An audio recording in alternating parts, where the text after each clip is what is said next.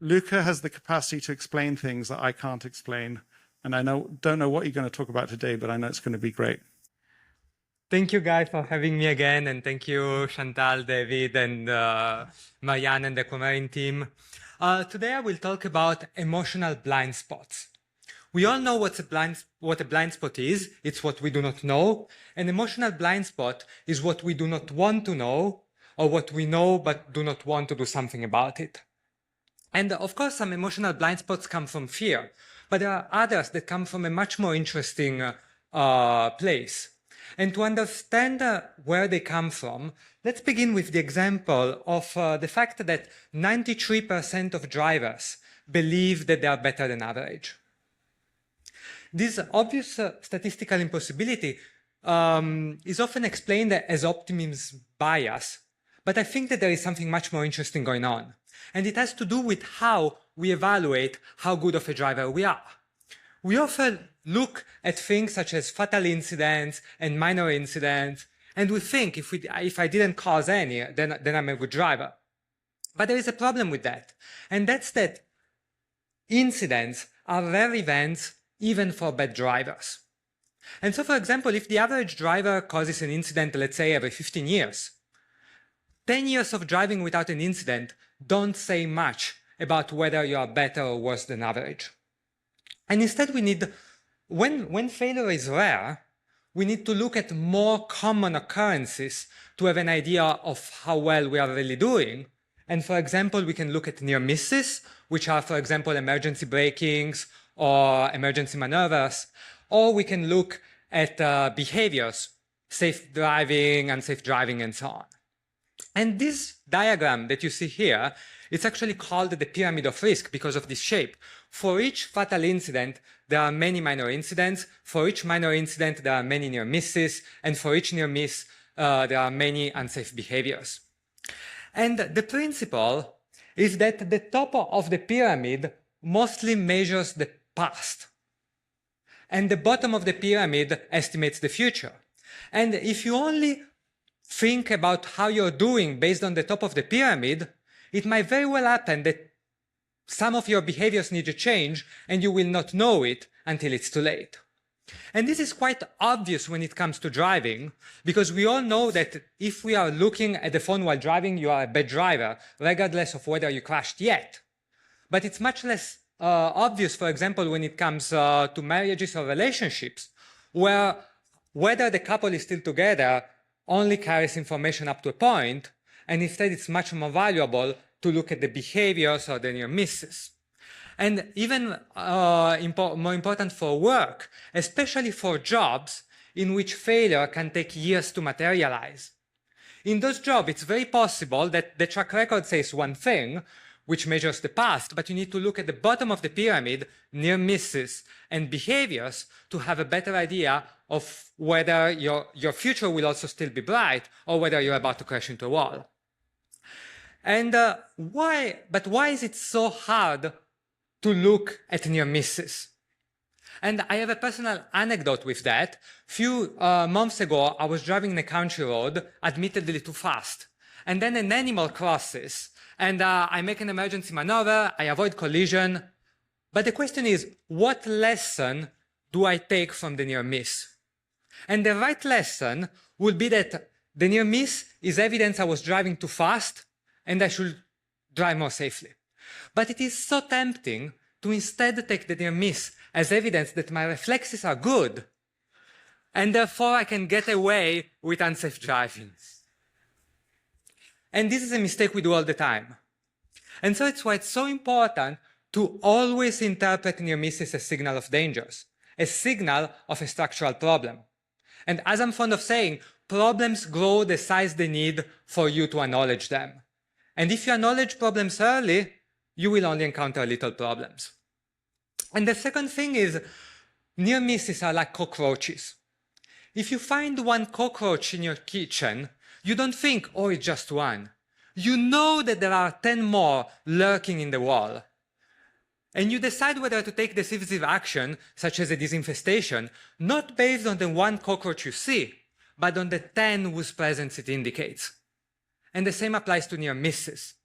When you have a near miss, you don't think, oh, it's just one, but you know that it indicates 10 near misses lurking in your future, and maybe you should instead take a look at your behavior and see if there is anything to change. And then the last thing I wanted to talk today is the importance of learning from others, not just the successes, which are prone to survivorship bias, but to their failures. And that's one of the best ways to remove emotional blind spots from our lives. Because if you think about the possible ways in which you can fail, you will very often think only about things that you are already thinking about. We all have certain areas in which we are very likely to think, and other areas in which instead we don't think. And looking at the failures of others, instead is how you can realize that very often failures comes from areas outside of your expertise. So many business people fail not because of a bad business decision, but because of a health problem, of a relationship problem, of a legal issue, of a rogue employee, something like that. And so asking yourself this very powerful question, how did other people with the same goal as mine fail, is a very good way to find ideas for possible emotional blind spot of yours. Particularly important to ask yourself how smart people failed and how dumb people failed. Because it is very tempting to think, smart people succeed, dumb people fail, I am smart, so I will succeed. But the problem is that very often we judge smartness or stupidity after the fact. And plenty of people were supposed to be smart until time revealed that they weren't. And so it's why it's so important for you to look not just at how dumb people failed, but also how smart people failed.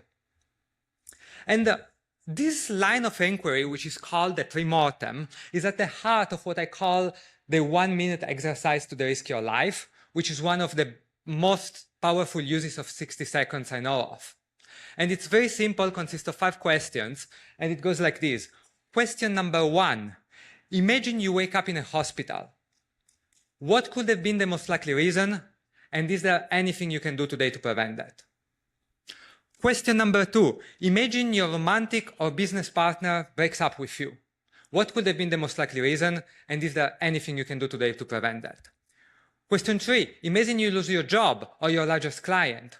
Question number 4, imagine you get sued. Question number 5, imagine you wake up in the middle of the night on a business trip and you receive a missed call from your family. What could have been the most likely reason, and is there anything you can do about that? And I know that a few people might think that this exercise is anxiety-inducing, but for me, doing this exercise a few times a year, it's actually how I de-risk my life and how I can sleep well every single night. And in fact, I always say that risk management is like car brakes. Cars have brakes, not to go slow, but to enable going fast. And the same applies to risk management. We use it in our lives not to make them slow and prudent, but to enable us to live them to their fullest. So I will just put a quick summary of what we've seen today, and thank you very much, and if you have any questions.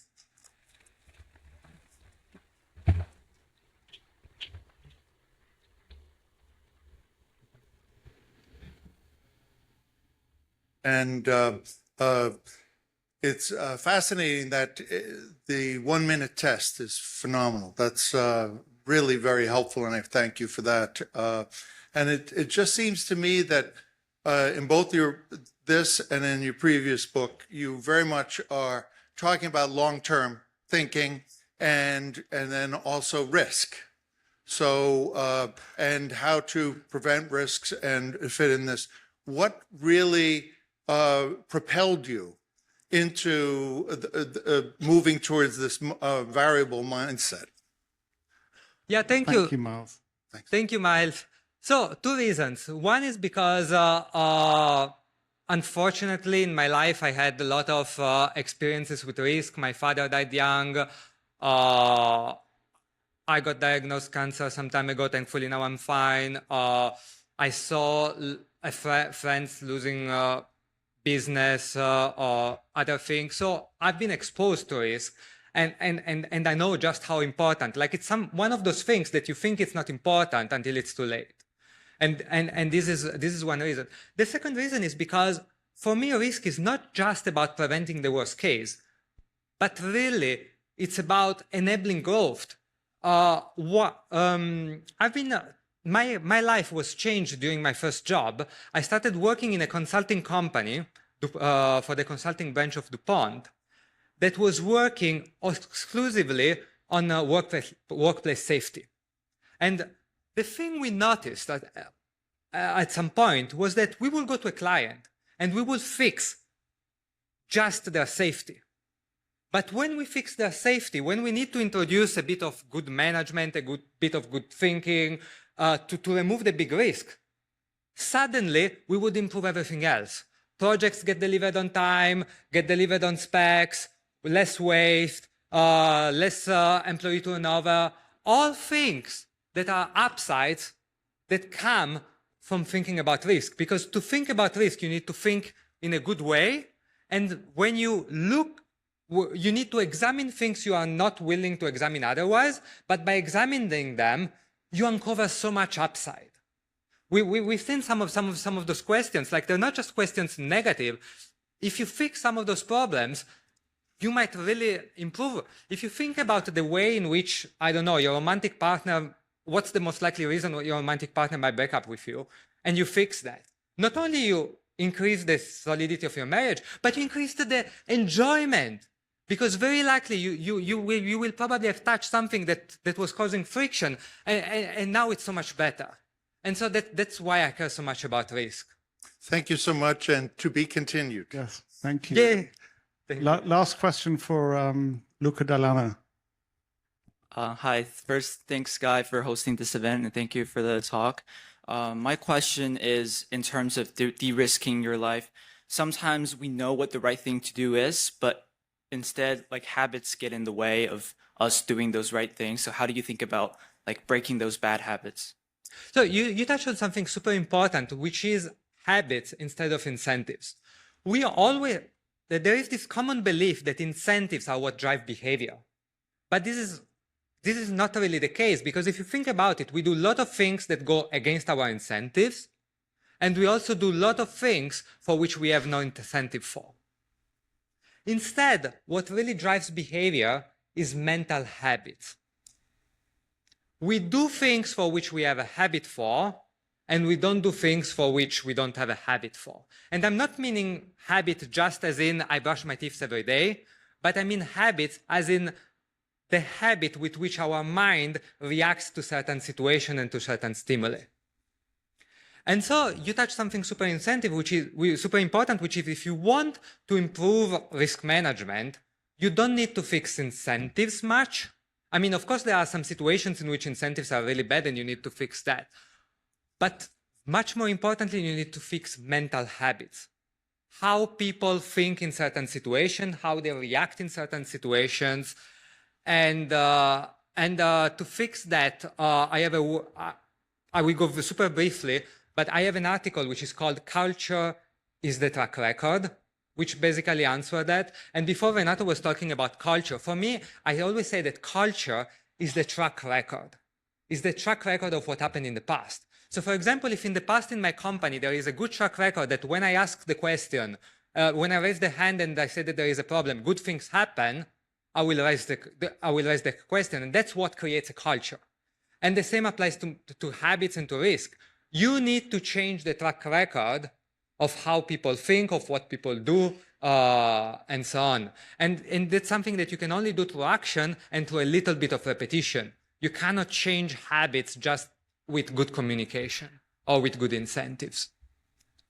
Luca, thank you. Thank you for the question. I'm a big fan. I love the way you present things, and lots of questions for me now to go back on. And I can't wait for you to talk to Miles and to hatch something. I will. Thank you so much.